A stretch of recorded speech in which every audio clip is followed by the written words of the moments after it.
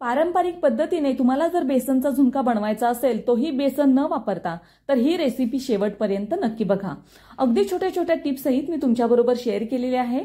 इथे आपण झुणका बनवताना पाण्याचा अजिबात वापर करणार नाही, त्याच्यामुळे हा झुणका तुम्ही जरी प्रवासामध्ये जरी घेऊन गेलात किंवा घरामध्ये जरी करून ठेवलात तरी 2 ते 3 दिवस अगदी आरामात टिकतो। कमी साहित्यामध्ये तयार होणारा हा झुणका अतिशय चविष्ट लागतो। जर तुम्हाला ही रेसिपी आवडली तर मला कमेंट बॉक्समध्ये नक्की सांगा आणि चॅनलला सबस्क्राइब करायला मात्र विसरू नका। चला तर मग वेळ न घालवता रेसिपीला सुरुवात करूया। इथे 1 वाटी एवढी चणा डाळ घेतलेली आहे आणि ही रात्रभर मी भिजत ठेवली होती। तुमच्या जर डाळ भिजवायची लक्षात नसेल, तुम्हाला पटकन भिजवायची असेल तर ह्या डाळीमध्ये अगदी कोमट पाणी घालायचं, जास्त पण कोमट नाही, थोडंसं गरम घालायचं आणि अर्धा ते पाऊण तासासाठी ही डाळ भिजत ठेवायची। अतिशय छान भिजून तयार होते। तर ही डाळ आपण मिक्सरच्या भांड्यामध्ये घेतलेली आहे। ह्याच्यामध्ये मी 2 मिरच्या, अर्धा चमचा जिरं आणि हे सगळं आपल्याला बारीक करून घ्यायचं आहे। तुम्ही इथे मिरच्यांचं प्रमाण तुम्ही तुमच्या आवडीप्रमाणे जास्त करून घ्या। तर हे मिश्रण आपल्याला बिना पाण्याचं मिक्सरमधून बारीक करून घ्यायचं आहे। मीठ मी इथे टाकायला विसरले होते, त्याच्यामुळे 1 चमचा एवढं मीठ मी इथे टाकून घेणार आहे आणि हे सगळं मिश्रण परत एकदा मी मिक्सरच्या भांड्यामधून बारीक करून घेणार आहे। बारीक करत असताना पाण्याचा इथे बिलकुल वापर करायचा नाही। तुम्हाला जर वाटलं तर थोडंसं पाणी घालून तुम्ही बारीक करू शकता। तर हे बघा, ह्या पद्धतीने मी बारीक करून घेतलेलं आहे। जास्त बारीक पण नाही आणि जास्त जाडसर पण मी ठेवलेलं नाही, अगदी मीडियम पद्धतीने मी हे बारीक करून घेतलेलं आहे। तर स्टीम देण्यासाठी मी एक प्लेट घेतलेला आहे। तुमच्याकडे जर होलवाली डिश नसेल तर तुम्ही एक साधी प्लेट जरी तुम्ही वापरली तरी चालेल। पूर्णपणे तेल लावून घ्यायचं आहे प्लेटला आणि ह्याच्यावरती जे आपण मिश्रण बारीक करून घेतलं होतं, डाळ बारीक करून घेतली होती, ती आपण स्टीम करण्यासाठी ठेवून देणार आहोत। प्लेटला व्यवस्थित तेल लावून झालेलं आहे। गॅसवरती मी एका भांड्यामध्ये अगोदरच एक तांब्यावर पाणी ठेवून उकळवून दिलं होतं। ह्या उकळत्या पाण्यामध्येच आपण ही जी डाळ आहे, वाटण केलेली डाळ आहे, ती वाफलावायला ठेवणार आहे। तर ही तेल लावलेली प्लेट आहे, त्याच्यावरती आपण हे मिश्रण घालून घेणार आहोत। जर तुम्ही पातळ मिश्रण केलं तर हे मिश्रण ह्या प्लेटमधून खाली पडेल, त्याच्यामुळे जी डाळ आपण बारीक करतो ती अगदी कमी पाण्यामध्येच आपल्याला ही वाटून घ्यायची। तर हे बघा, मी व्यवस्थित अशी डाळ ह्या प्लेटवरती सेट केलेली आहे। तर हे सगळी डाळ मी इथं घालून घेतलेली आहे आणि ही आपण स्टीम करायला ठेवून देऊया। तर ह्या आपण जे उकळवत ठेवलं होतं पाणी, त्याच्यामध्ये लिंबाच्या फोडी मी घातलेल्या आहेत। भांडं काळं होऊ नये त्याच्यासाठी 2 लिंबाच्या फोडी घालून घेतलेल्या आहेत। ह्या गरम पाण्यामध्येच आपण हे मिश्रण आहे त्याला वाफ देऊन घेणार आहोत। अगदी 15 ते 20 मिनिटात हे मिश्रण तयार होतं। तर हे बघा, आपण हे मिश्रण भांड्यामध्ये ठेवलेलं आहे आणि अगदी कमी वेळात हे मिश्रण छान असं वाफ देऊन तयार होतं। जर तुमच्याकडे भाजीला काही नसेल तर तुम्ही हा झुणका करू शकता किंवा जरी प्रवासामध्ये जरी करून नेलात तरी अतिशय छान लागतो आणि 2 ते 3 दिवस अगदी आरामात टिकतो। तर ह्याला थोडासा मसाला बनवण्यासाठी मी इथे लसूण घेतलेला आहे।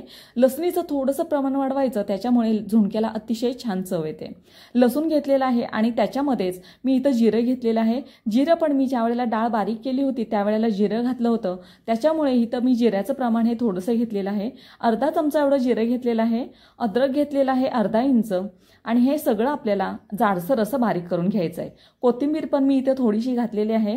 कोथिंबीरीने पण छान चव येते। जर तुम्हाला इथे धणापूड किंवा जिरापूड घालायचं असेल तर तेही तुम्ही इथे घालू शकता। तर हे मसाले आहेत ते आपण खलबत्त्यामध्ये जाडसर असे कुटून घेणार आहोत। जर मिक्सरच्या भांड्यामध्ये तुम्ही बारीक केलं तर ह्याची पेस्ट तयार होते आणि लसणीचा व्यवस्थित असा फ्लेवर लागत नाही। तर हे खलबत्त्यामध्ये कुटून घेतल्यानंतर छान असे जाडसर अशी लसूण राहते आणि याचा लसणीचा फ्लेवर खूप छान राहतो। जर तुम्हाला इथे खोबरं आवडत असेल तर तेही तुम्ही इथे थोडंसं घातलं तरी चालेल। तर हे बघा, व्यवस्थित असं जाडसर कुटलेलं आहे। आता हे व्यवस्थित कुटल्यानंतर मी इथे गॅसवरती जी आपण वाफ करायला ठेवली होती डाळ ती आपण बघूया। 10 ते 15 मिनिटं झालेली आहेत आणि व्यवस्थित अशी वाफ झालेली आहे डाळीला, छान अशी कडक झालेली आहे। आणि आता हे मिश्रण आपण थंड होण्यासाठी बाजूला ठेवून देऊयात। एक 5 ते 10 मिनिटांनंतर तुम्ही बघू शकता व्यवस्थित असं थंड झालेलं आहे बऱ्यापैकी आणि हे आपण व्यवस्थित असं बारीक करून घेऊया। थंड झाल्यामुळे जास्त बारीक करायला वेळ लागत नाही, अगदी छान अशी मोकळी होते ही डाळ। तर हे बघा, डाळ आपण व्यवस्थित अशी बारीक केलेली आहे।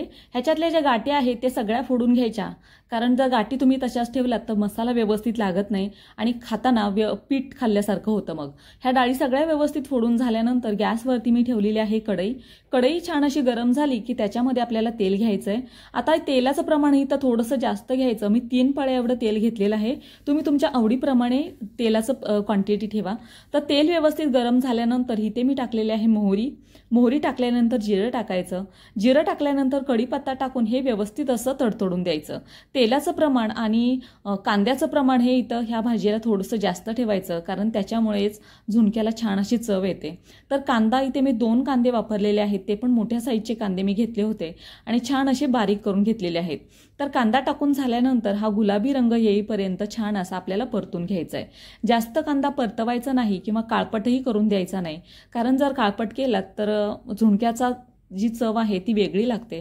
तर ट्रान्सपरंट होईपर्यंत, अगदी गुलाबी रंग येईपर्यंत हा कांदा आपल्याला तेलावरती परतून घ्यायचा आहे. परतलेल्या कांद्यामध्ये आपण जे वाटण केलं होतं ते आपण घालून घेणार आहोत. वाटण हे छान असं कच्चेपणा जाईपर्यंत, लसणीचा कच्चेपणा जाईपर्यंत हे आपण परतून घेऊया. 2 ते 3 मिनिटं अगदी तेल सुटेपर्यंत हा मसाला आपण कांद्यावरती छान असा परतून घेणार आहोत. मसाला परतल्यानंतर इथे मी काय मसाले घालणार आहे. सगळ्यात अगोदर मी घेतलेले आहे हळद मी छोटा 1 चमचा एवढी वापरलेली आहे. त्याच्यानंतर तुम्हाला जर धना पावडर, जिरा पावडर किंवा गरम मसाला जर तुम्हाला आवडीप्रमाणे तुम्ही इथे घेऊ शकता. त्याच्यानंतर मी लाल तिखट घेतलेलं आहे. लाल तिखट मी कांदा लसूण मसाला वापरलेला आहे. तुमच्याकडे जे लाल तिखट असेल ते तुम्ही तुमच्या चवीप्रमाणे इथे ऍड करा. त्याच्यानंतर घेतलेलं आहे मीठ आता आपण ज्या वेळेला डाळ बारीक केली होती मिक्सरमध्ये त्यावेळेला पण थोडंसं वापरलेलं, त्याच्यामुळे मिठाचं प्रमाण तुम्ही तुमच्या आवडीप्रमाणे कमी जास्त करून घ्या. तर हे सगळे मसाले आहेत ते आपण कांद्यावरती छान असे परतून घेणार आहे. तुम्हाला जर वाटलं इथे की थोडंसं मसाले आहेत ते सुके झालेले आहेत तर तुम्ही इथे थोडंसं तेल घालून घ्या. पाण्याचा आपण इथे अजिबात वापर करणार नाही. अगदी पाणी न वापरता आपण इथे झुणका तयार करणार आहोत.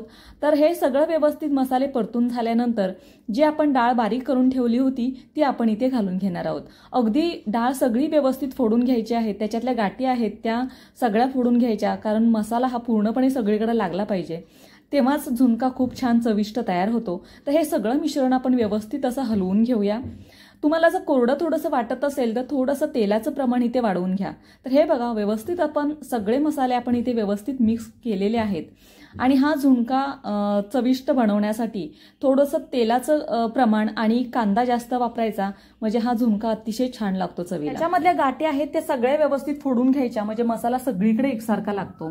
आणि हा झुणका जर तुम्ही प्रवासामध्ये नेणार असाल तर पाण्याचा बिलकुल वापर करायचा नाही. जर तुम्ही पाणी घातलं तर हा मसाला जास्त वेळ टिकणार नाही. आणि जर घरात बनवणार असाल खाण्यासाठी तर तुम्ही इथे पाण्याचा थोडासा वापर केला तरी चालेल. पाणी थोडंसं शिंपडायचं आणि ह्याच्यावरती 2 ते 3 मिनिटांसाठी झाकण ठेवून द्यायचं, म्हणजे झुणक्याला छान अशी वाफ येते आणि झुणका चविष्ट लागतो. तर हे बघा, व्यवस्थित असा आपला झुणका बनवून तयार झालेला आहे.